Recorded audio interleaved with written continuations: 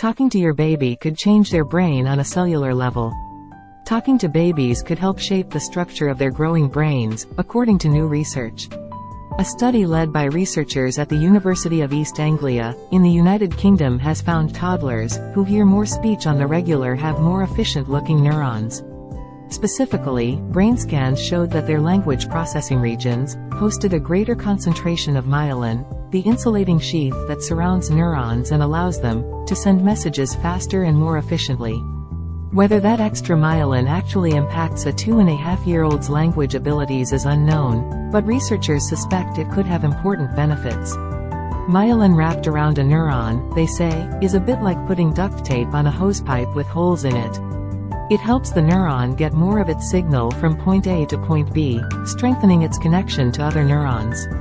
Although there is still much more to learn about these processes, the message to caregivers is clear: talk to your baby, your toddler, your child, says John Spencer, a cognitive psychologist at the University of East Anglia.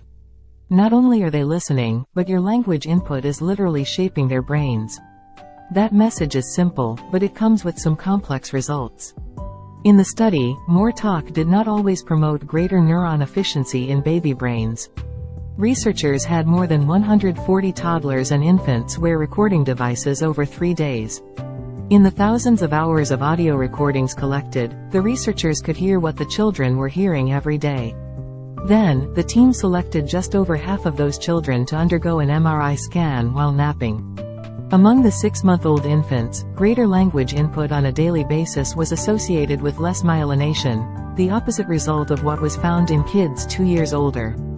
That was unexpected, but as Spencer explains, a baby's brain development naturally goes through stages. Sometimes its brain is busy building new cells, whereas other times it's busy refining the cells it has already built. In the first few years of life, sheer brain growth seems to take the lead.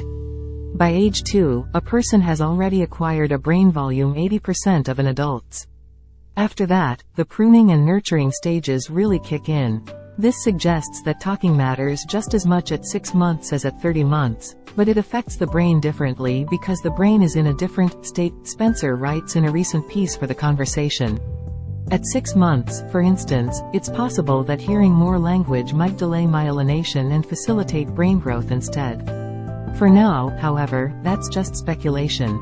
Saloni Krishnan, a developmental cognitive neuroscientist not involved in the study, told The Guardian that more research is needed to understand myelin's role in learning. It is not yet clear if greater myelination in these areas is meaningful for future language or cognitive development, or if this is a stable pattern across childhood, she says. That said, plenty of studies have shown that language exposure is important for a child's language processing, vocabulary, grammar, and verbal reasoning.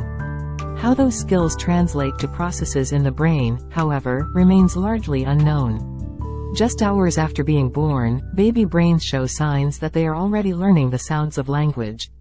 And baby talk is associated with improved language skills in the long run.